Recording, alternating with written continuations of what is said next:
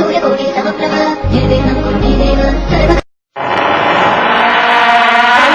रात होती है तो हम एक दिया जला लेते हैं और उसकी रोशनी में खुद को महफूज समझते हैं, मगर उस रोशनी के परे जो अंधेरा है वो अपने अंदर बहुत सारी कहानियां समेटे हुए है और इन्हीं कहानियों को आप तक लेकर आता है। रात के अंधेरे में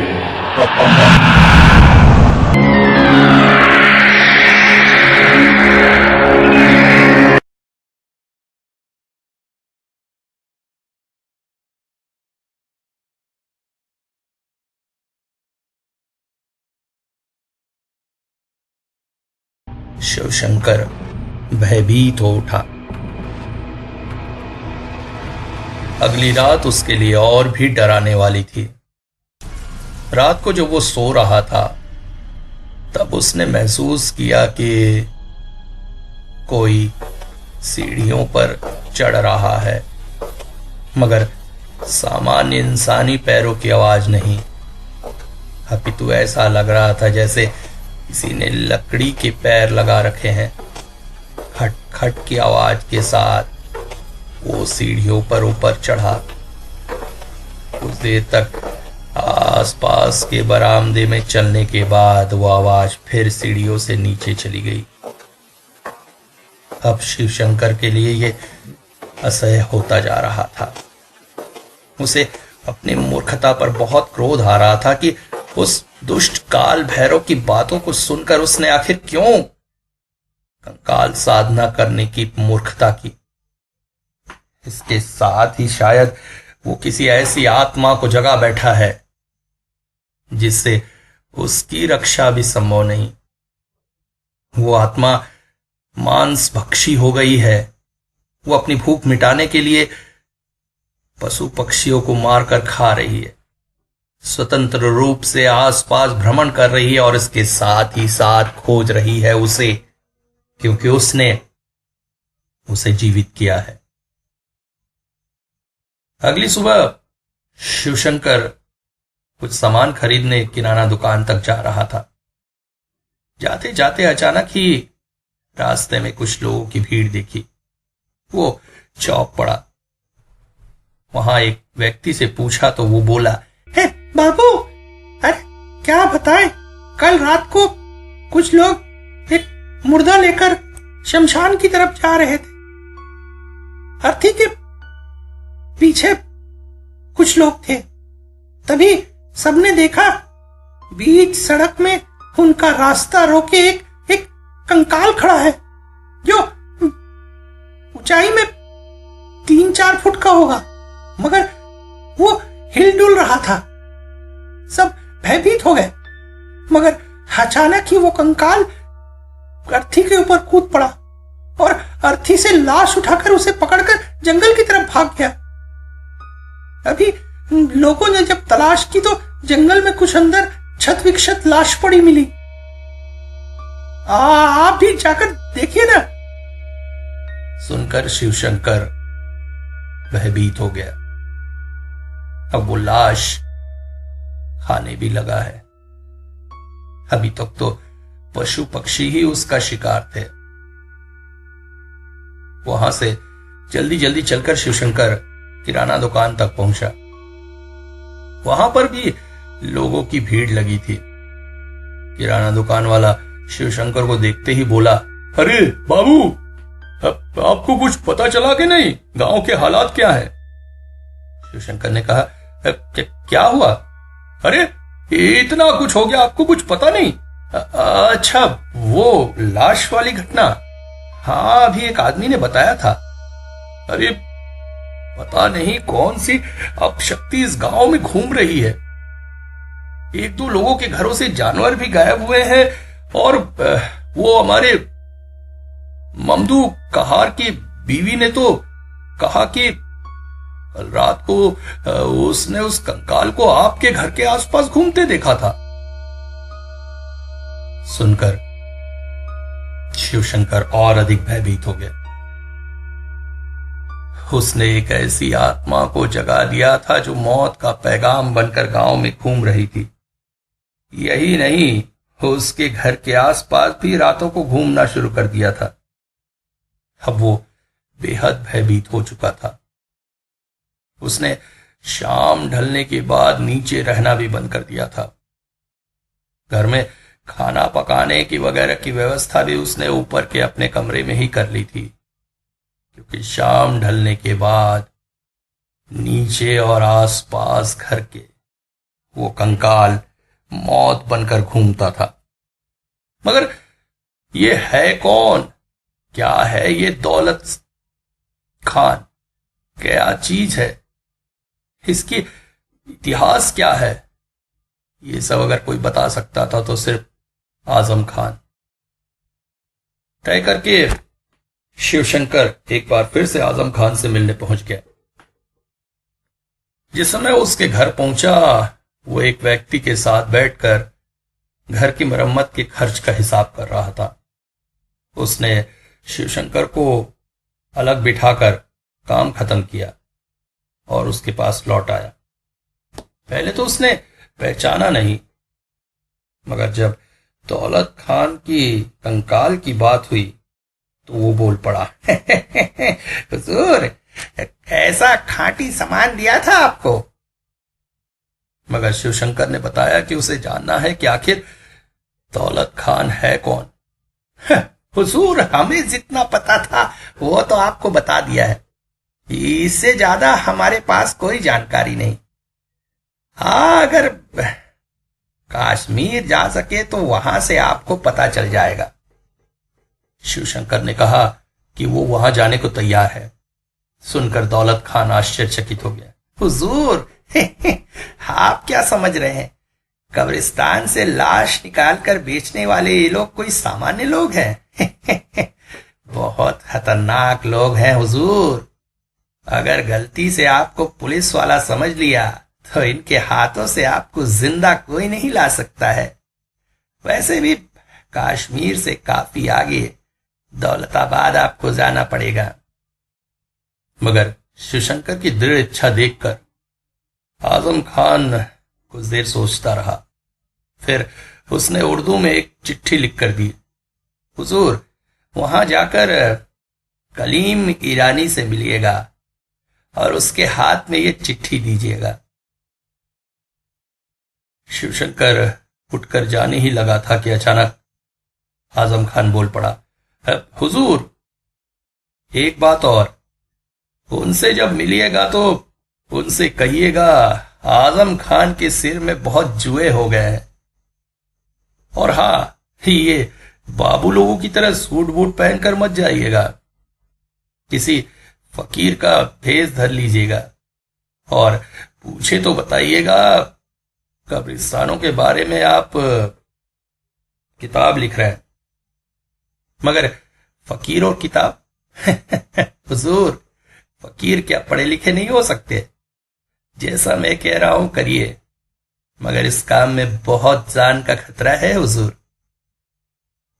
इसके बाद शिवशंकर निकल पड़े कश्मीर की तरफ। एक तरह से उसके लिए ठीक ही था। कुछ दिनों तक उस कंकाल के साथ रहने की आपदा से तो मुक्ति मिलेगी। कश्मीर से काफी दूर आड़े टेढ़े पहाड़ी रास्तों से होकर वो उस गांव में पहुंचा। यहीं कुछ दूरी पर सुंदर मुगल उद्यान भी था। कहते हैं शाहजहां की बेटी ने इस उद्यान को बनवाया था। गांव में पहुंचकर जब उसने ईरानी का पता पूछा तो एक व्यक्ति उसे एक छोटे से ढाबे पर लेकर गया। जिस तरह से आजम खान राजमिस्त्री के भेष में रहता है, ये ढाबा चलाने का काम करता था। ढाबे के अंदर 3 लोग बैठे थे। शिवशंकर अंदर जाकर बोला कि उसे आजम खान ने भेजा है। चिट्ठी भी दी। पहले व्यक्ति ने चिट्ठी लेकर दूसरे को और दूसरे तीसरे को दी। ये व्यक्ति आंख से काना था। शायद यही ईरानी था। चिट्ठी पढ़कर उसने दूसरे को दी, दूसरे ने तीसरे को। तीनों ने चिट्ठी पढ़ी और फिर बोल पड़े, फकीर साहब किस लिए आए हैं? अब मैं कब्रिस्तानों और वहां के मुर्दों के बारे में जानकारी इकट्ठा कर रहा हूं।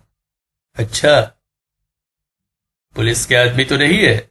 नहीं नहीं, पुलिस का आदमी नहीं हूं। आपके पास आजम खान की चिट्ठी तो है ना? देखिए उस पर उसका छप्पा भी लगा है। छप्पा तो लगा है, मगर ये फर्जी भी हो सकता है। आजम खान ने कुछ और कहा था? नहीं, आजम खान ने तो कुछ और नहीं कहा था। फकीर साहब ठीक से याद कर लीजिए, आजम खान ने कुछ और कहा था। दूसरा व्यक्ति बोल पड़ा। शिवशंकर सोचने लगा। आजम खान ने हाँ कहा था फकीर का भेष बनाकर जाना। वो फकीर के भेष में तो है। नहीं, उसने कुछ नहीं कहा था। अचानक ही शिवशंकर ने महसूस किया कि वो तीनों एक दूसरे को कुछ इशारा कर रहे हैं। फिर एक बोल पड़ा, आइए हुजूर, थोड़ी देर आराम कर लीजिए, फिर आपको बताते हैं। कहकर वो उसे कमरे में ले गए। कमरे में उसे धक्का देकर बाहर से दरवाजा बंद कर दिया। शिवशंकर सिहर उठा। अरे ये क्या? मतलब इन लोगों ने इसकी बात का विश्वास नहीं किया, उसे कमरे में बंद कर दिया। अब उसकी जान खतरे में नजर आ रही थी, क्योंकि ये लोग बेहद खतरनाक थे और कुछ भी कर सकते थे। मगर शिवशंकर ने तो सारी बातें उन्हें सही सही बता दी थी। फिर ऐसा क्यों? एक दिन तक कमरे में बंद रहने के बाद अगले दिन कमरा खुला। एक व्यक्ति उनके सामने आया।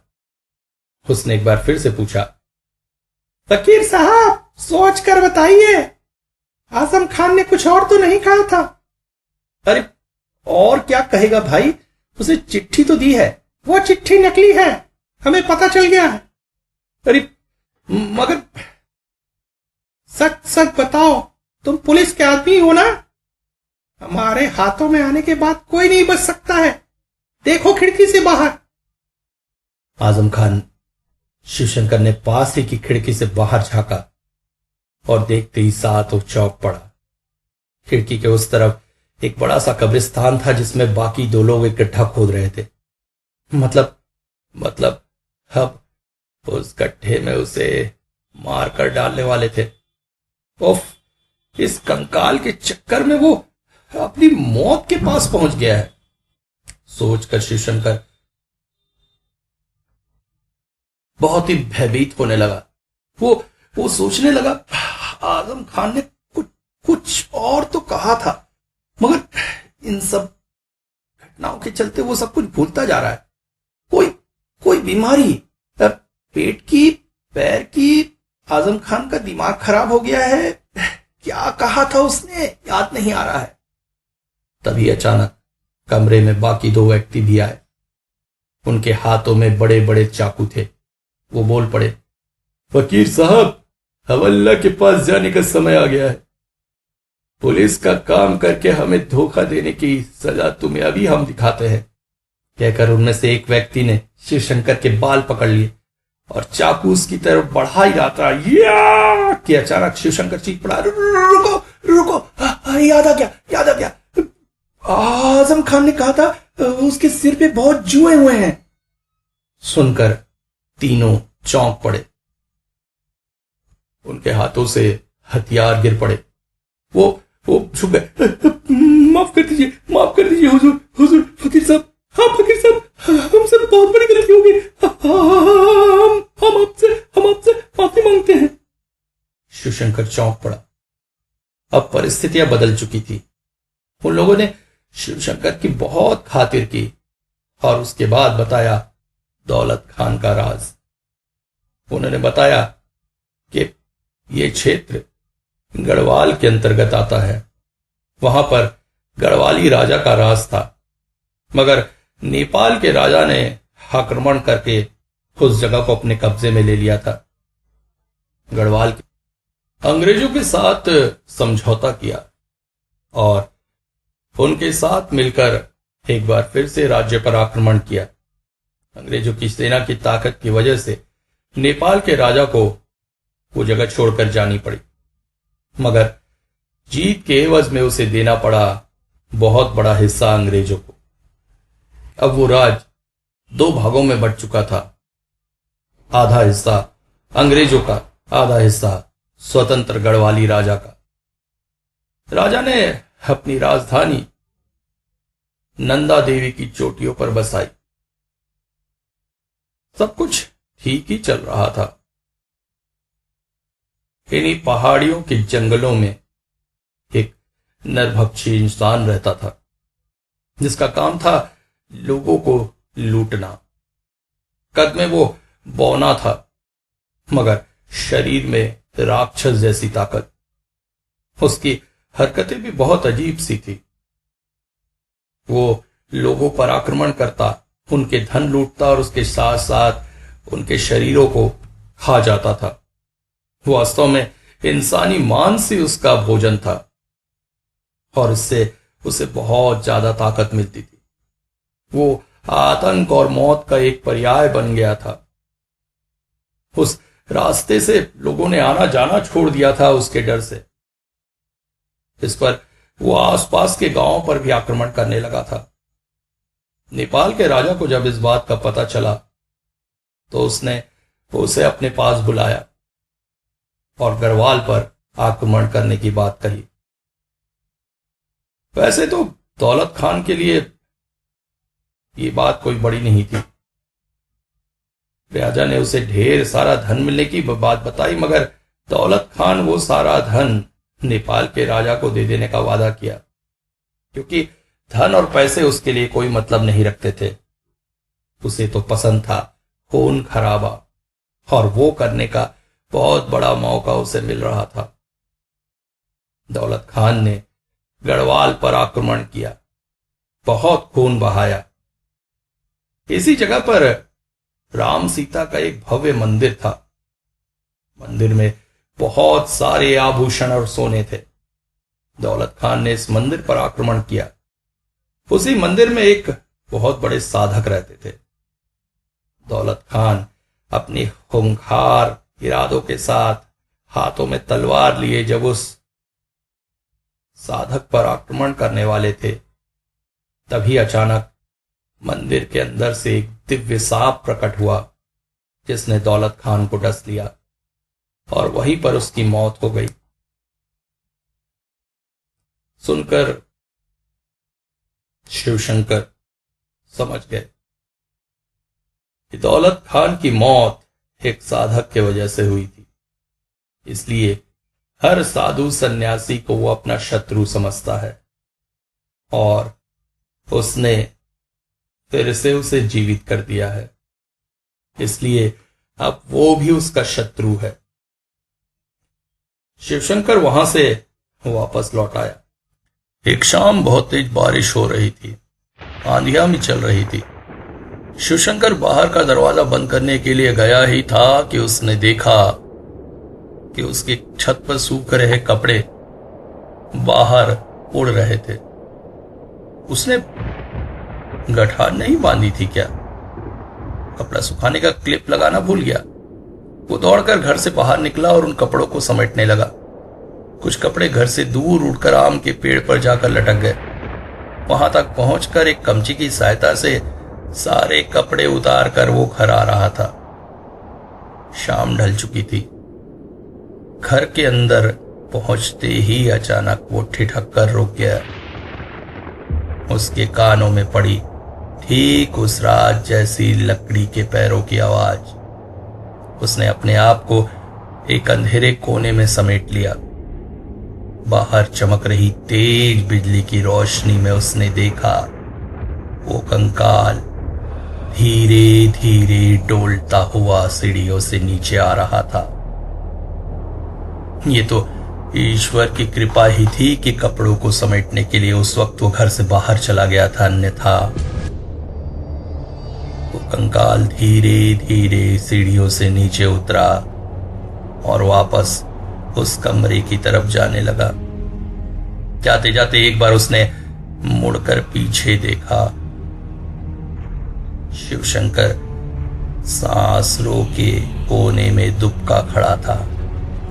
उसकी धड़कनों की आवाज खुद उसके कानों में पड़ रही थी, मगर वो कंकाल फिर मुड़कर अंदर चला गया। इसके बाद शिवशंकर ने मिस्त्री को बुलाकर ऊपर के सारी खिड़कियों में बड़ी बड़ी जालियां लगा दी, दरवाजे पर मोटा ग्रिल लगा दिया। ऐसी व्यवस्था कर दी कि किसी भी तरह से कोई अंदर ना आ सके। उसने सुन रखा था और एक बांस को दोनों तरफ से जलाकर मंत्र फूंक कर कहीं रख दिया जाए तो भूत प्रेत आदि उसे पार नहीं कर पाते हैं। उसने भी ठीक यही काम किया। उस रात पहली बार उसने सुनी अजीब सी छटपटाहट की आवाज। कोई नीचे असहाय सा टहल रहा था, जैसे जैसे उसे कहीं बांध दिया गया हो, और बहुत देर टहलने के बाद घर से बाहर चला गया। अब इन सारी परिस्थितियों में वो जूझ ही रहा था कि एक दिन अचानक भैरवनाथ फिर से प्रकट हो गया। उसने शिवशंकर से पूछा उसने साधना की कि नहीं, मगर शिवशंकर को अब उस इंसान से बहुत ज्यादा चिढ़ हो गई थी।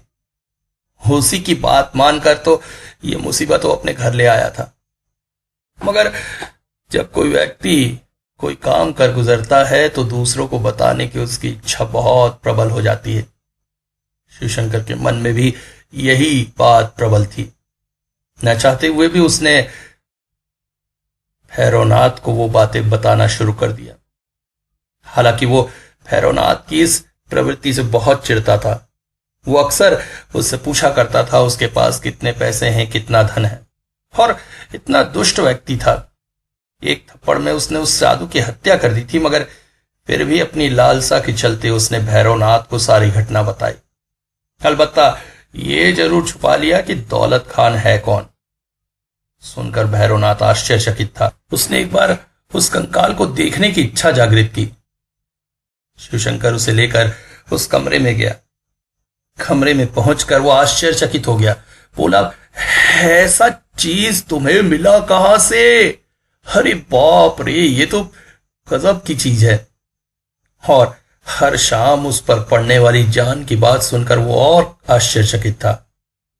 अचानक ही भैरवनाथ बोल पड़ा, ये कंकाल तो मुझे दे दो, तुम्हारा भी पिंड छूट जाएगा इससे, और मैं भी इसे अपने साथ ले जाना चाहता हूं। मुझे ऐसी ही किसी चीज की तलाश थी। उस वक्त शिवशंकर के सामने एक बहुत बड़ा मौका था अपना पिंड छुड़ाने का उस दुष्ट कंकाल से, पर पता नहीं मन में क्या सोचकर उसने वो कंकाल भैरवनाथ को देने से इनकार कर दिया। ऐसे ही भैरवनाथ दुष्ट प्रकृति का है। पता नहीं उस कंकाल को साथ में लेकर वो क्या कर जाएगा। इसी विचार से उसने इनकार कर दिया। सुनकर भैरवनाथ चौंक उठा। उसकी आंखों में अपमान और पराजय के भाव थे। वो अचानक ही पीछे हटकर जमीन पर बैठ गया तो बैठ ही गया, उठने का नाम नहीं। काफी देर तक शिवशंकर खड़ा होकर इंतजार करता रहा कि वो कब उठे कब जाए, मगर वो था कि वहां से हिलने का नाम ही नहीं ले रहा था। धीरे धीरे शाम ढलने लगी थी। भैरवनाथ मन ही मन भयभीत हो रहा था। उसे जल्द से जल्द यहां से बाहर जाना था, मगर भैरवनाथ था कि उठने का नाम नहीं ले रहा था। फिर अचानक ही वो उठा और बोल पड़ा, ठीक है, तुम मुझे नहीं देते तो मत दो, मगर आज की रात मुझे तुम्हारे साथ रहने की आज्ञा दे दो। कम से कम मैं महसूस तो कर सकूं कि वो कंकाल किस तरह से चलता फिरता है। शिवशंकर उसकी इस बात को न टाल सका। हालांकि भैरवनाथ जैसे दुष्ट प्रकृति के व्यक्ति के साथ एक कमरे में रात बिताना उसके लिए काफी भयानक था। रात भर ठीक से उसे नींद न आई। सवेरे थोड़ी सी आंख लगी। नींद खुली तो धूप कमरे तक आ गई थी। वो हड़बड़ाकर उठ गया। देखा तो भैरवनाथ उठ चुका था। ये उसके लिए काफी लज्जा की बात थी। अतिथि घर में हो और वो मकान मालिक से पहले उठ जाए, ये मकान मालिक के लिए काफी लज्जाजनक बात थी। अतिथि को सुबह उठकर मुंह धोने के लिए पानी देना, उसके नाश्ते की व्यवस्था करना, नहाने की व्यवस्था करना, ये सब तो आतिथ्य का धर्म है। वो हड़बड़ाकर उठा और भैरवनाथ को आसपास खोजने लगा, मगर वो कहीं भी ना मिला। सोचा आसपास टहलने गया होगा, मगर काफी देर तक जब वो ना आया तो वो कंकाल के कमरे की तरफ देखा। उसका दरवाजा खुला हुआ था। अंदर जाकर चौंक उठा। कंकाल अपनी जगह नहीं था। ऑफ तो दुष्ट ने उसे दोबारा धोखा दिया। रात का उसका ठहरना असल में इसी चोरी की इच्छा से था, मगर शिवशंकर के लिए ये उतना दुखदाई नहीं था। चाहे जैसे भी हो, कंकाल से उसका पिंड छूट गया। इस घटना को करीब 3-4 दिन बीत गए। अचानक ही शिवशंकर के दरवाजे पर बहुत तेज दस्तक होने लगी, जैसे जैसे कोई दरवाजा तोड़ देना चाहता हो। दरवाजा खोलने पर पास ही के गांव के 3-4 आदिवासी खड़े थे। उसने पूछा, क्या हुआ? हुजूर हुजूर, लाश आपके घर के पीछे लाश मिली है। आके एक बार देखिए तो आप पहचानते हैं क्या? शिवशंकर चौंक पड़ा। जैसे ही वो घर के पीछे की तरफ गया, उसने जो कुछ दृश्य देखा सहम गया। पीछे एक लाश पड़ी हुई थी, जिसकी गर्दन बहुत ही भयानक तरह से मरोड़ कर तोड़ दी गई थी। शरीर को कई हिस्सों से खा लिया गया था और पूरी तरह से शत विक्षत कर दिया गया था। कुछ ही दूरी पर पड़ा हुआ था वही कंकाल। शिवशंकर को समझते देर न लगी कि भैरवनाथ की ही ये लाश है, और चूंकि उसने साधक के कपड़े पहन रखे थे, इसलिए वो कंकाल उससे अपना पुराना बदला निकालने में समर्थ था। इसके बाद एक बार फिर से कंकाल का आस्थाना हो गया वही कमरा। यहीं पर तो उसे दूसरा जन्म मिला था।